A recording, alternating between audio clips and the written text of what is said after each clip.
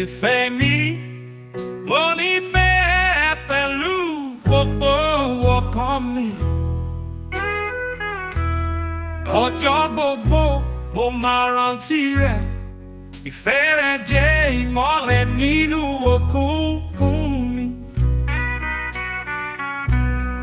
Ọjọ́ gbogbo mo máa dúpẹ́ fún ìfẹ́ rẹ̀ tó jẹ́ òtítọ́. Oh, baby.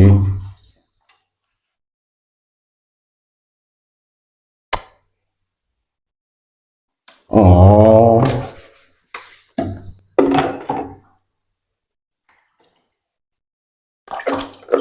Kí ló fẹ́?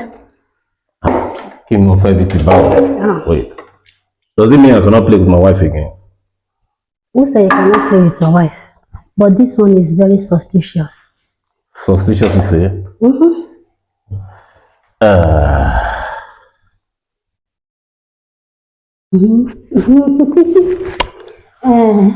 Lover boy, what do you Actually, want? got me on this one. Mommy ni jàre. Kí ló ṣe mommy? Thank God. Moreover, she equally reminded me about the money I promised her about her business. Mo lérò pé ṣe fún ọ láti last week ṣe ti bá mi sọ̀rọ̀ nípa ẹ̀. Ha! Fún wọn kẹ̀. Tí small money ò tí fún mi information láti fún wọn. Kí ni kàrámù? Ṣé pé business ló fẹ́ fi support? Then give it to her. My queen, I will need your help on this. My help as I've already given you the permission you asked for. My dear, owó tó ń bèrè pọ̀ gan. About now. 3 million ni o. Èló ni wọlé lọ́wọ́? 1 million.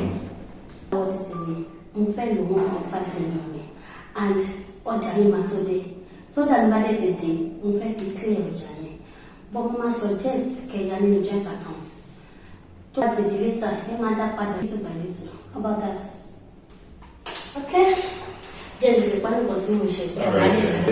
Babe, please now. How about me ṣan abọ́ gbogbo lọ? Ṣàgbọ́n bíi ti báwo? Ṣọ́fẹ́ máa wá ìlú. Mr. Man, your wine. Without my signature, no money. You can't.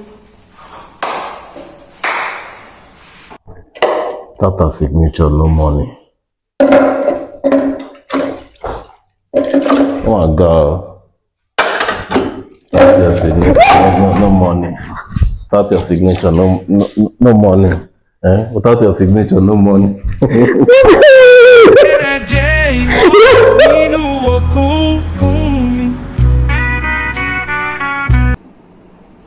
Hello, babe, Afa. Adúpẹ́ o, báwo ni business ọkọ àwọn ọmọ ẹ̀? Alhamdulillah, alhamdulillah. Ọmọ àlàáfíà ni mo wà o. Mo ṣe fẹ́ gist ẹ gan ni. Ṣé o mọ̀ wípé ẹni tó lórí ò ní fìlà? Ẹni tó dẹ̀ ní fìlà náà kò rórí fi dé.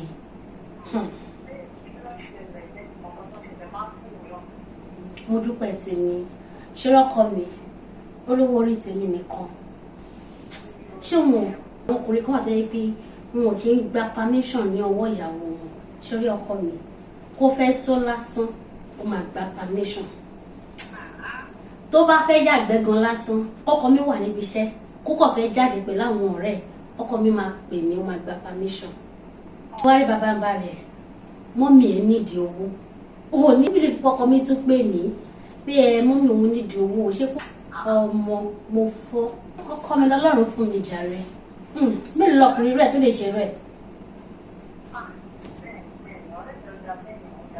Ṣàdúpẹ́ lọ́wọ́ Ọlọ́run. Yes, of course. We are friends.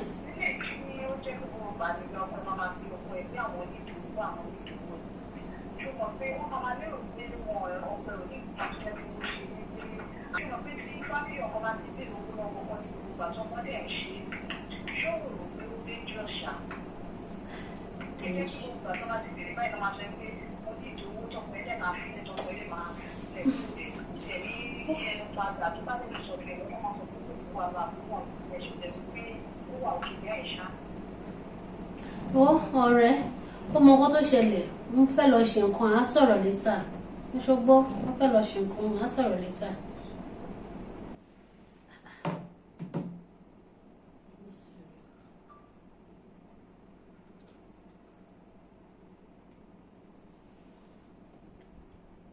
Òótọ́ wà nínú ọ̀rọ̀ tí Ìkẹ́olúwa máa sọ sábáníkà ká ní ẹni èjì ẹ̀ta ọkọ mi láti ná tó 10 million naira fáwọn ẹbí ẹ̀ bá a bá ṣe báyìí ọlọ́run má jẹ́ ká padà dá tọrọ jẹ kí ni kí n ṣe o ṣé kí n bọ́ ọmọkùnrin ìjà tó bá dé ni àbí kí n fi sùúrù tán àmọ́ ká má parọ́ náà owó táwọn ẹbí ọkọ mi náà ń gbà ó ti pọ̀ jù ìyá ọmọ àbúrò kí nìkan náà anyway ṣe bọ́kọ mi ni nígbà tó bá dé màá bá a sọ dandan dẹ̀ ni kó gbọ́ sí mi lẹ́yìn. Ọjọ́ gbogbo mo máa dúpẹ́ fún ìfẹ́ rẹ tó jẹ́ òtítọ́. Baby. Yes, dear. Wọlé di ìyàwó Adéníyì Johnson. Bí wọ́n máa ń ṣe pẹ́ kó tó bímọ tó àwọn èèyàn máa fìtínà tí ẹ o àmọ́ ó dúró tọ́lọ́run ìgbà tọ́lọ́run máa dá lóhùn ó ní bílẹ̀ ìbejì méjì lọ́rùn fún. Wàláì. Àná ò lè mọ̀ pé wọ́n yẹ́ṣẹ̀ pé wọ́n yẹ̀ ní bó ṣe rí mi lè wait kí mi náà bí twins. Wow! Tí bá bí twins mi gan máa look sexy. That's very good. Bó ṣe ń glow bó ṣe good. That reminds me. Mo ti rántí nǹkan. Kí ni kan náà? Ọmọlẹ́wà pè mí o. Ṣọ́ọ̀tì dé láti school. Ó ní kí n máa kí ẹ. Ok. Báwo ni school ṣọ́ṣà wà? Ọ̀rọ̀ school náà ló sọ jàre. Mi ò ní ìdánwò.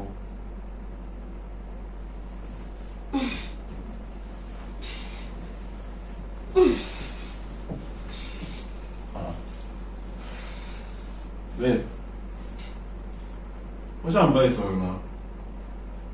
Hello? Kí ló fẹ́? Kí ni ó ṣẹlẹ̀? This time around, decide by yourself. Don't ask for permission. Don't even go there, please. This time around, decide by yourself. By yourself, decide there fúnra ẹ. Ṣe nǹkan tó bá wù ẹ́ fúnra ẹ. I don't care. Owó láì ṣàfiṣe. Kòkòrò wọ́n sọ̀rọ̀ àwọn di kòkòrò tó ń gbówó mi. Fún mi sílẹ̀ o má fi ọwọ́ ẹ̀ kàn mí gbé ọwọ́ ẹ̀ dànù gbé ọwọ́. Just wait a minute. Kò yẹ kó má bínú náà. Okay, you know what? Just give me this last opportunity to hold a family meeting and we'll get back to it, okay? Honey? Babe. Listen. There is no opportunity. Your last opportunity is the 3 million naira you gave mommy. Let mommy give her the money. Jẹ́ kí mommy fún lówó yẹn now. Last year, mo rántí, we give her 5 million naira for her business. This year also, what it back close to 5 million naira. But you know business. that money is for another purpose now, babe. Come on. Honey, Come on, babe. Wait, babe, wait. Oh, support mommy business so that she can support you, isn't it? That's right. That is right. So let her do this. This is for her. Let her undo this. I'm sorry, I'm out of it. And don't try to send any money to her. If you do, get ready. The battle line has been drawn. Go on, beat it out. Wait, baby.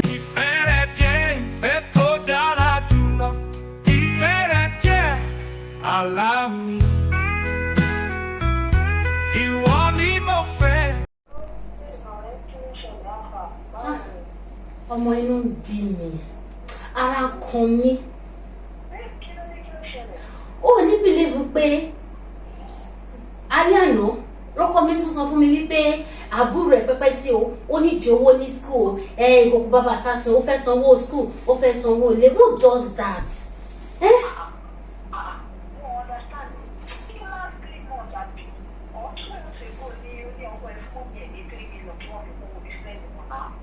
Ada fún ẹ ẹni tó wá yọ̀ fún òní gbé ẹ lọ́mọ lọ dákun torí ìtọ́ Ọlọ́run nítorí ìtọ́ Ọlọ́run ṣáwọn pípẹ́ fẹ́ run wá ni ṣé wàá rí the funnest part ni pé sórí ọkọ mi wọn ò ever béèrè pé kí ló ń dá rúfin lè wá dúró tọ́kẹ́ sọ pé ọmọ advice wa pé ká tètè parí ẹ̀ owó mẹ́sẹ̀jì wọlé lórí WhatsApp mi nísìnyí.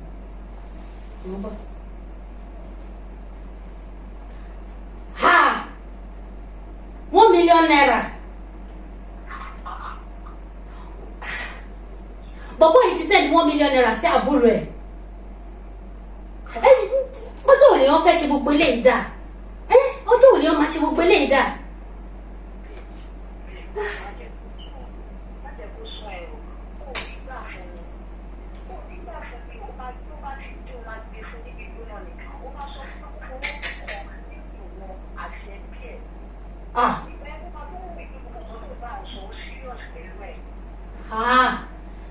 Ọkọ mi máa nífẹ̀ẹ́ àwọn ẹbí ẹ̀ gan kò máa fẹ́ bí ẹ̀ ṣeré.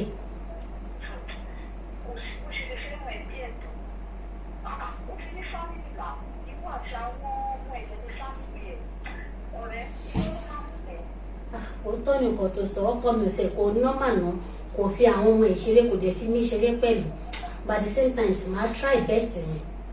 Ìkòkò ní gba omi kó gbẹ ìfẹ́ mi àti ẹ̀ nínú ilé ló ti máa wá bá mi.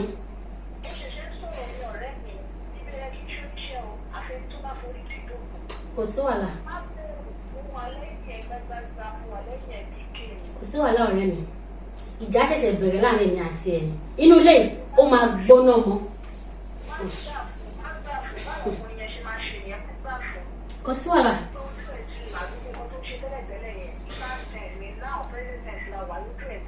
Kò sí wàhálà. Kò sí wàhálà ọ̀rẹ́. Màá pè é padà.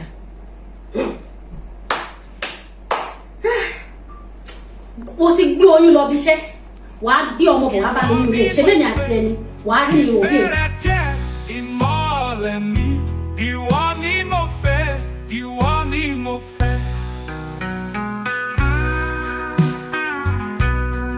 Baby, oh, sweetheart. How dare you? How dare you? Ta ló gúnyán fún ẹ tó lè tọ́bi òṣòro? Èmi sọ fẹ́ pé o gbọ́dọ̀ ṣe kankan o fi ọwọ́ pa ìdá mi lójú àwọn tó ṣe irú ẹ̀ lọ́jọ́ kìíní àná lọ bèrè pé bo ni wọ́n wà.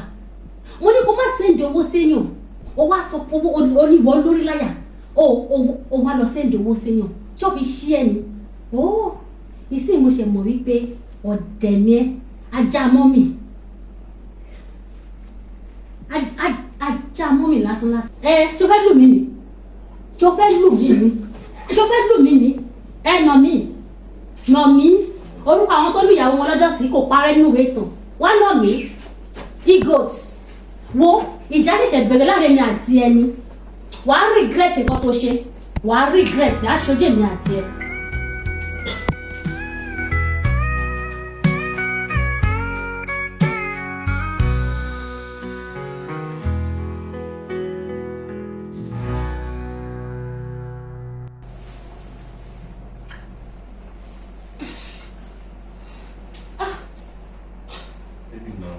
What's the name of this?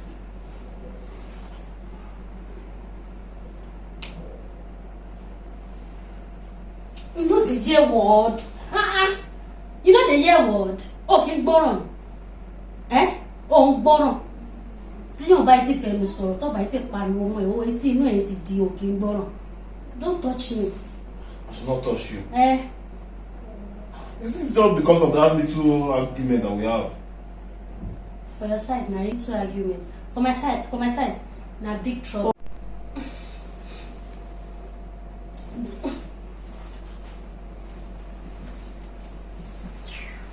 What happened, baby? What angare? Baby. Okay. Go and incame me. Go and incame your mama. And go and incame your sister. Don't incame me. Just let me be. Please, I want to sleep. What's it, Remy? Wait a minute, wait. Is it just because of that little argument we had yesterday that you're now... Now your problem. My problem? Not be my own problem. Go to bed. Let me sleep. Wait a minute, we can actually resolve everything. Wait. Chop his chair. Chop off his chair. Chop his chair. Tó bá ní làákàyè tọ́pọ̀ mi ò pé torí ẹ̀ ti dọ̀bálẹ̀ chop his chair ni. Mo ní mi ò ṣe ṣọ́nà kú sí díẹ̀ ni. Na food or na watermelon. See, don't just because of this. See, you are pushing me outside. Go. I should go. Go outside. They are waiting for you. And whatever your eyes see, just take her like that. Now your problem. Go. Orí ó dalẹ̀, òhìjì tó ṣubú, láti fẹ́ tó tán sí ọwọ́ àrékérekè, àríbábọ̀. Hello, sweetheart. Báwo ni ṣe dáadáa ni? Mo wà okay. Ṣàlàáfíà ṣá ni. Alhamdulillah, mo dúpẹ́ wọ́n kọ́. Mo wà láfíà mo wà jàre ọ̀rẹ́. One latest update. Wo mo sì ní kí n update ẹ̀. Mo gbọ́ rẹ̀ o. O ní bí ìpè alákọ̀ọ́yọ́ fẹ́. Ó fẹ́ lápẹ́ bí omi. Mo disappoint mi fún ní kankan. Ó ká lára. Mo jẹ́rìí ẹ̀ nǹkan tí mo sọ náà nìyẹn tó bá ti gbé fún ní gbígbóná bẹ́ẹ̀ tó jẹ́ kó mọ nǹkan tó ṣe láì dáa ó máa mọ̀ pé ojú tí mo fi ń wọ ọmọdé lánàá ó má sì kọjá so gbogbo.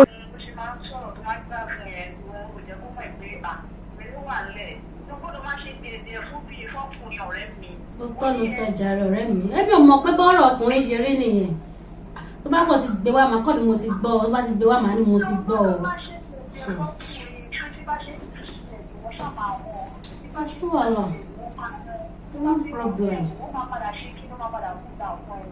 Last, ìjà ẹ̀ wọn ò bí dá. Ìjà ẹ̀ wọn ò bí dá kó má kú dá.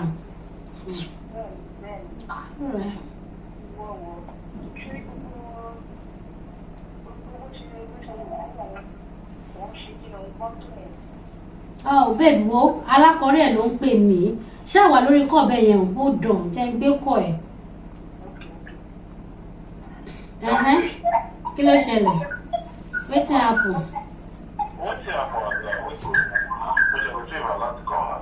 Congratulations.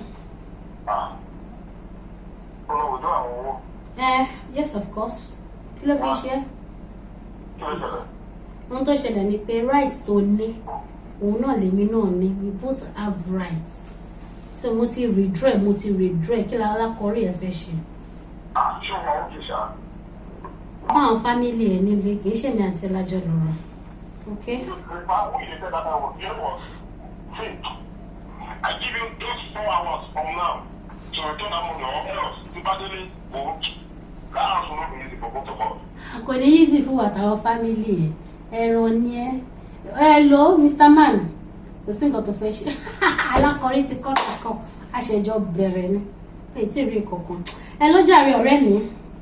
Ọ̀rẹ́ mu wa ó sọ conversation ẹ pé o lọ withdraw owó àbí owó òtún tó tún fẹ́ send owó mi. Níbo èmi ti lọ fi ATM mo ti lọ fi withdraw gbogbo owó tó wà ní joint account wa. Ìjọ tí bá ṣàṣe jù sí ẹ má gbọ́ra ẹ̀ tó bá lọ gbọ́ra ẹ̀ lásán.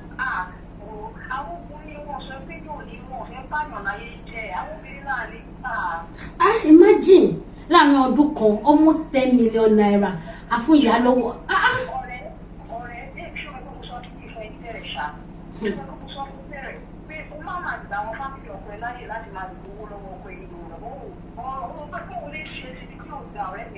Wọ́n mo ṣe inú ojú mi ṣe ti là mo ti wise tó bá ń gbọ́ pé mo ti wise ojú mi ti là wo ọ̀rẹ́ mi o mo fẹ́ lọ wá nǹkan tí mo máa jẹ in fact mi ìtún ní dáná lẹ̀ fún lẹ́nu ebi apá ìtàn mọ́nàmọ́ná ló máa kà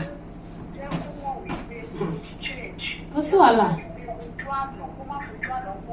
bẹ́ẹ̀ ni abẹ́ brásẹ̀ ti bọ́ láṣọ eléyìí náà kò sí going back no wàhálà jàre ọ̀rẹ́ all right take care ó ṣẹ́gun ọ̀rẹ́ mi that is why I love you.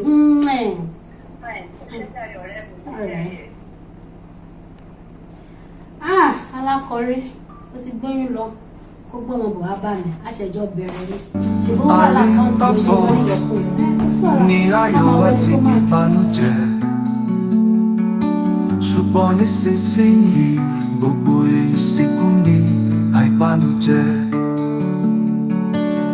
Nínú ojú rẹ̀ mo rí ìgboyà tẹwà. Ṣùgbọ́n lẹ́yìn ẹ̀rí ibi kan. This is divorce letter. Sign it.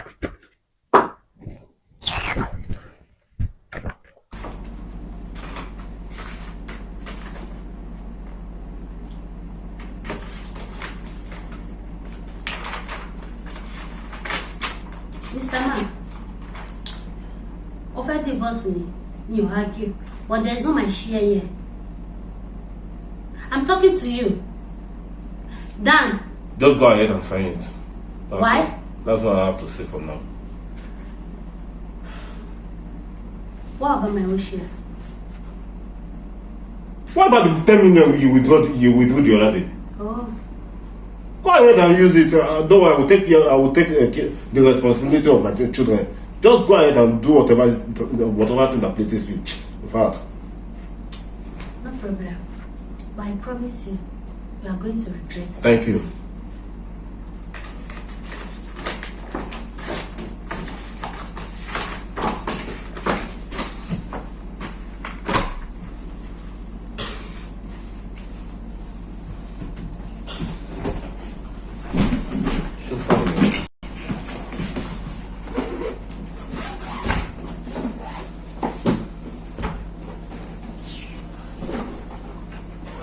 Rubbish. Where is you now?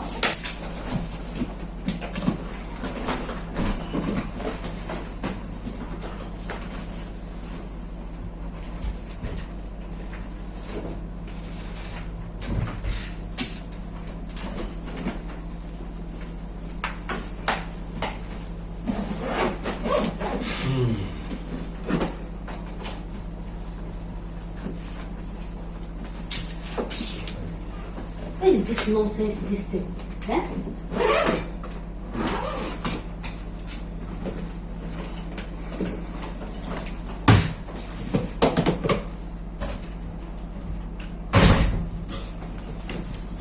Sorry, tó bá regret nǹkan tó ṣe, kó pè mí lọ́mọ àlè.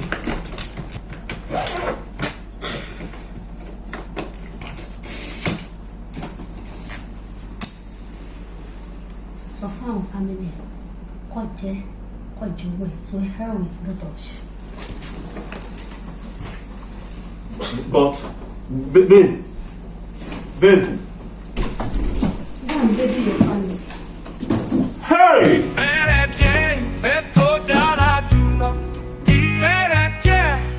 Alami, ìwọ ni mo fẹ́, ìwọ ni mo fẹ́, ìfẹ́ rẹ jẹ́ ìmọ́lẹ̀ mi, ìwọ ni mo fẹ́, ìwọ ni mo fẹ́.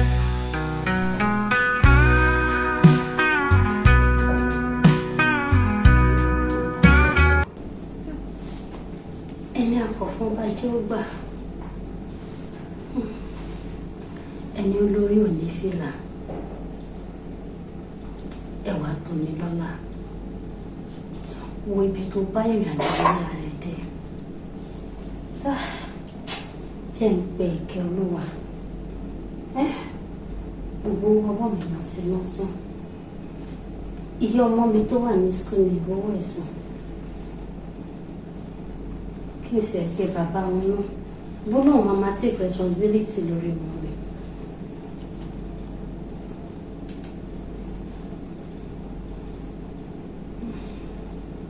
Ọmọkùnrin yóò gbé kọ́ mi. Kí ni déètì nínú?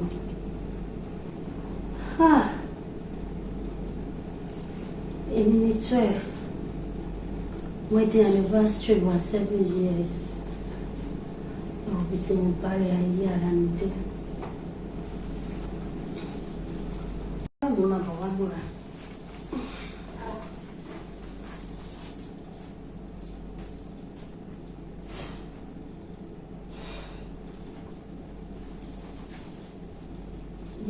bá ní kí n bẹ̀ kó gbọ́.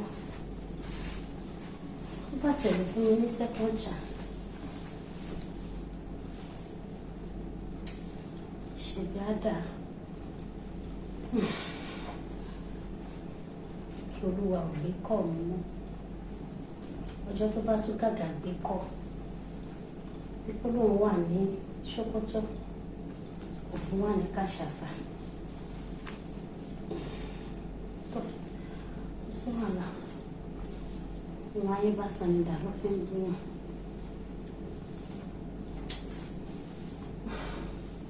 Ṣé dáadé ṣó máa ń pẹ́ bẹ̀ mí báyìí? Ẹ gbìyànjú wò.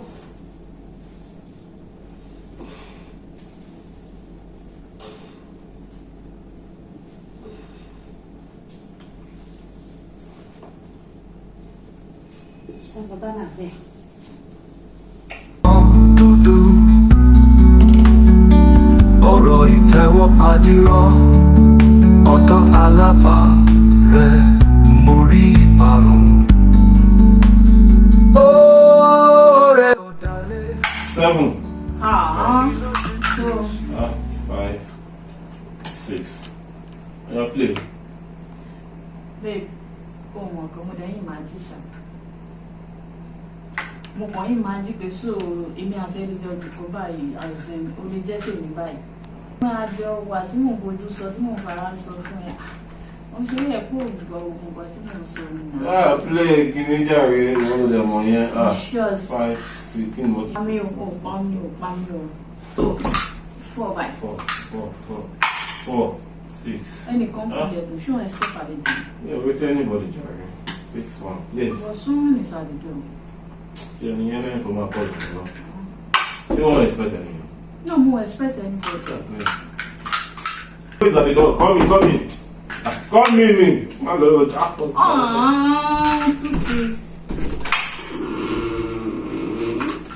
2, 6. Wait. 2, 6.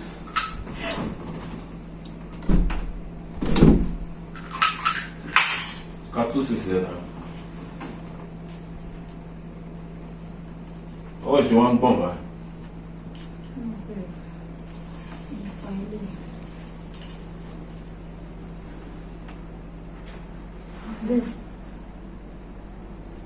Yes, what's it? What's happening here? What's happening here, sir? If you want to be no be right. Cut one shell and don't food you've seen exactly what you want to see. 7. Go forward, Lolly by. Go 3. Go. Ike Olúwa. Yeah. Sọ fún mi pé nǹkan tó kọ mí sọ pé rọlẹ̀. Irọ́ ni kí ni? Ó ti fojú ara ẹni, ó ti fojú ara ẹni náà ní sùn. Ó yá wèrè ni. Kí ló fẹ́ ṣe? Ó fẹ́ gbá mi létí. Fún kí ni? Ó máa gbá mi létí. Ẹ máa gbà mí kẹ̀. Ó mọ́ lò ní mẹ́m. Awásàdẹ̀ mọ́ lò àgbà lọ́wọ́ ẹ̀. So, kí ló wá fẹ́ kó ṣẹlẹ̀? Jọ ṣé kí máa wọ ẹ níran ni? Babe, nǹkan tó dá ò sí fẹ́ nìkan tó bá fẹ́ gbọ́. Ó ti rí náà ni ẹ̀ so kí ló wá ń ṣẹlẹ̀? Don't mind that one. Just come and sit down here, Jerry.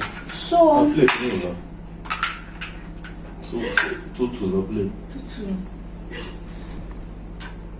So, ṣé wọ́n nìkan ni sọ fún mi ṣé wọ́n nìkan ni nígbà tá a wà ní school ìwọ nìkan ni náà ni ìwọ nìkan lóbìnrin ọkùnrin tó dá tó máa pè kí ló ṣẹlẹ̀ ṣé wọ́n nìkan ni ṣé nǹkan tó dáa ṣó wà fún wọ́n nìkan ni ọmọ wo lókèwé ni o kò gbálé ságbójú so gbogbo mo ṣe ń fún ẹ ládvice tó ń gbà kẹ́mi bá lè wọlé ni mi sí omi rẹ̀ sí nǹkan tó máa ń ṣẹlẹ̀ sí ní báyìí ọkọ ẹ love ẹ ó ń ṣàlàyé everything fún ẹ o dẹ̀ wá ń bí mi léèrè kí ló fẹ́ kí n ṣe mi mo lè jáde so what did you expect me to do now.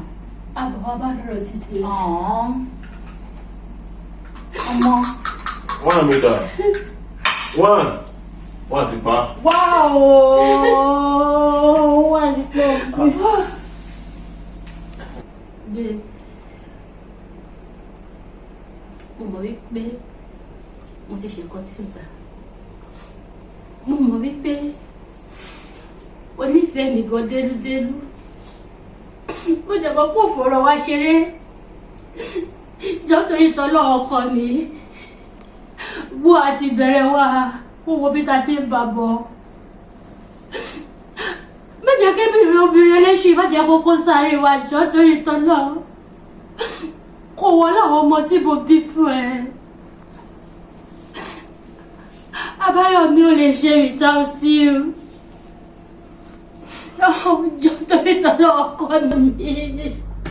You know what? Kò ṣe pé ó wù mí láti fún ẹ ní divorce paper yẹn náà. But èmi kàn fún ẹ kí kan owó reaction tó máa fún un ní bóyá gbogbo nǹkan tó ń ṣe bóyá wàá fi calm down ni. Mo ti calm down. But Calm down. But I'm sorry. I'm now with another woman. At least for now, she's the joy of my life. I'm sorry. Baby, please. I no longer work between us. Damn, please. I'm sorry. What is better? I'm sorry. I'm sorry for everything. Please, I'm sorry. Baby, please. Mo mọ̀ pé tó bá dọjọ́ wájú ẹ bá béèrè lọ́wọ́ mi nǹkan tó ṣẹlẹ̀. Mo pray I should be able to explain the full story.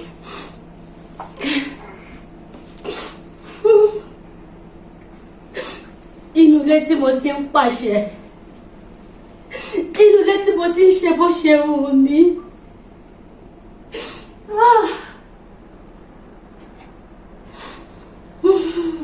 Orúkọ tá bá máa sọ ọmọ ẹni. Ṣiṣẹ́ àwọn ojú padà sí àìpìyàn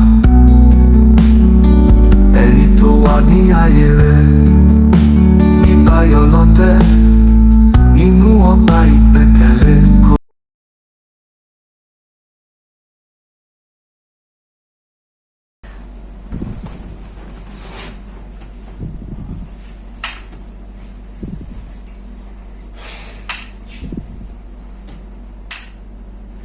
Ìpàdé òjì ẹni ó kú àtẹni tó sọnù wọ́n ti pàdé ra wọn. Ọkọ ìyàwó pẹ̀lẹ́ o, ṣojú mi jòjò ní tó bá ṣubú. Well, you cannot just I'm not joking with you. Mi ò wá bá ìṣeré rárá. I only come to put things in the right place, you know? First of all, hey, you are recording. Oh God, give me that phone. Give it to me! Give it to me or I blow her head. Give me that phone. Give me that phone. Jeez. Madam Advisor, shh. If you don't want me to blow your head, you keep quiet. Mami kìlọ̀ fún mi. Mami sọ fún mi wípé kí n bánú sọ kí n má bẹ́nìyàn sọ. Mami sọ fún mi wípé bí ènìyàn bá dọ́jà lálẹ́ yóò rí oríṣiríṣi nǹkan nílẹ̀, yóò rà èyí tó wúlò àti èyí tí ò wúlò. Ó ní àmọ́ téèyàn bá wá délé kíní náà lè padà wúlò. Ó gbà mí lámọ̀ràn. Èyí tó yẹ kí n rò kí n tó ṣe mo wá ṣe tó dáa pọ̀ ike. So gbogbo àmọ̀ràn tí wọ́n gbà mí nítorí kò lè gbá lẹ́yìn lọ́wọ́ mi. Oh, need explanation. Bó bá ti dọ̀rùn. Quiet. Bó bá ti dọ̀rùn. Kó lọ explain. Tó bá wá débẹ̀, bá mi jíṣẹ́ fún ìyá mi wípé gbogbo àmọ̀ràn tó gbà mí wípé ṣe ni mo fi sọ́mọ́ ọ̀tún tí mo ti fi jẹun. Oh, ní last chance tó bá ti dọ̀rùn. No. Take. Shoot her. Shoot her. Unless I'll blow your head.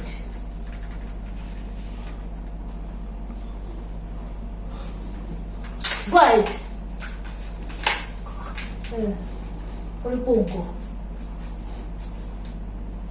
Sorry, go.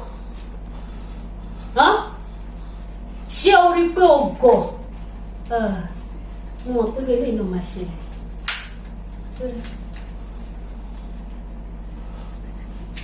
Mo mọ̀ pé lélẹ̀ náà máa ṣẹlẹ̀. Give it to me. Give it to me. Mo mọ̀ pé lélẹ̀ náà máa ṣẹlẹ̀. Èmi náà ń dúró ni. Aṣọ gbọ́ tó yìí. Aṣọ dẹ̀ yẹn. So you are a fool. You want to actually kill me, the mother of your children, because of this thing.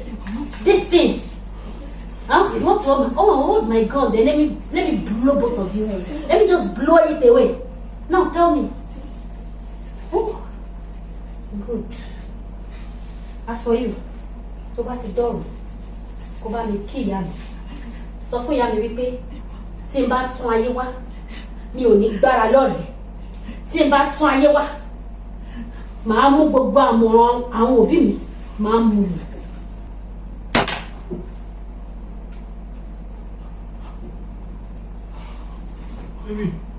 Baby. Ah. Baby. Down. Baby. Down. Baby. Baby kill you. Please remember the love I have for you. Love kill you. Eh? Down. Down. Sit. Sit down. Sit down.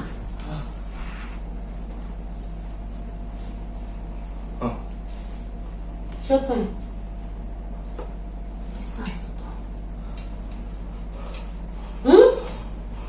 Èmi wá sílé mi wá bẹ̀ẹ́ ìwọ ní kí lè bí máa ṣe ohun tí màá ṣe màá fi mú wa ẹ́ náà lọ́jọ́ kò síbẹ̀ dídé before I blow you dídé jókòó síbẹ̀ open that pillow give me my phone give me my phone sit right. Baby, Cameroon. You know what? You make a video right now. You make a video. Willie. Look at me. Please. Ẹran. Please. Àwọn ọmọ ẹ tó bá ti pé 18 years. Kọ́ mi lè gbogbo ẹ̀fọ́ kan ní.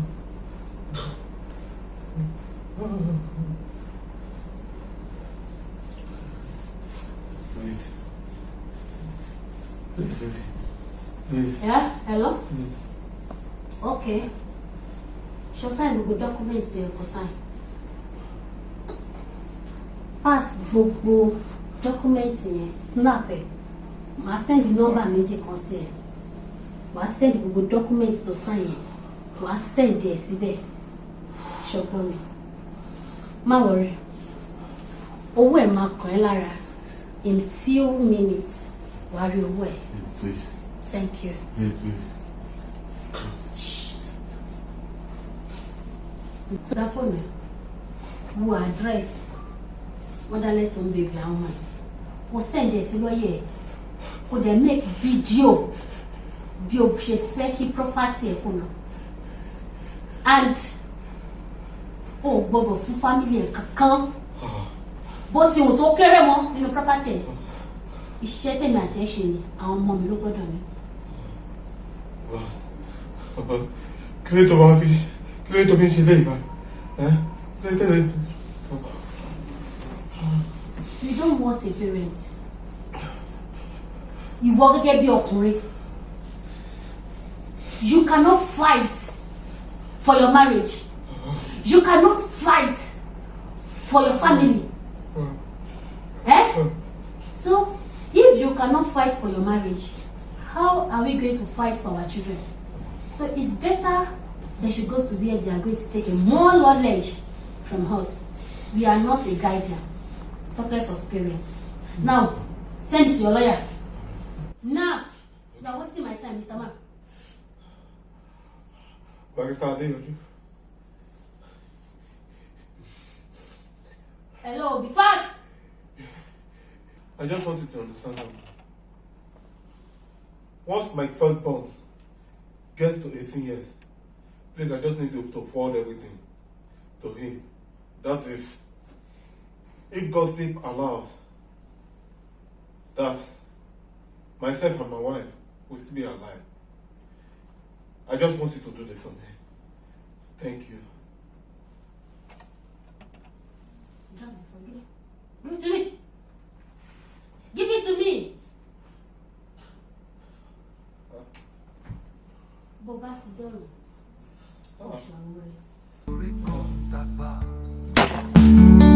Lábẹ́ àwọn ìràwọ̀ kankan, àṣẹ àwọn máa. Ọgbọ́n fún gbogbo àwọn obìnrin. Ẹ lọ ọlọ́pàá. Àwọn assassination wà ní àdúgbò wa. Number 53. Idera Street. Alákòókò bus stop. Ẹ bá ti dá Alákòókò, ẹgbẹ̀gbẹ̀ police station yẹn. Ẹ sọ fún orí pé lọ sí Idera Street. Ibẹ̀ ni wọ́n wà. Bí a bá ti dọ̀rùn, ká ṣọ̀run rẹ̀.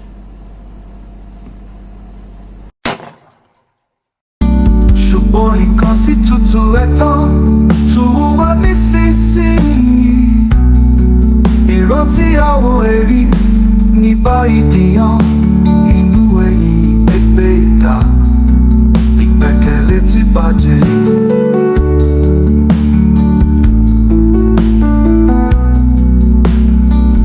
Nígbà kan wá jẹ́ méjì, tọkọtaya gidi. Nísinsìnyí jìnnà.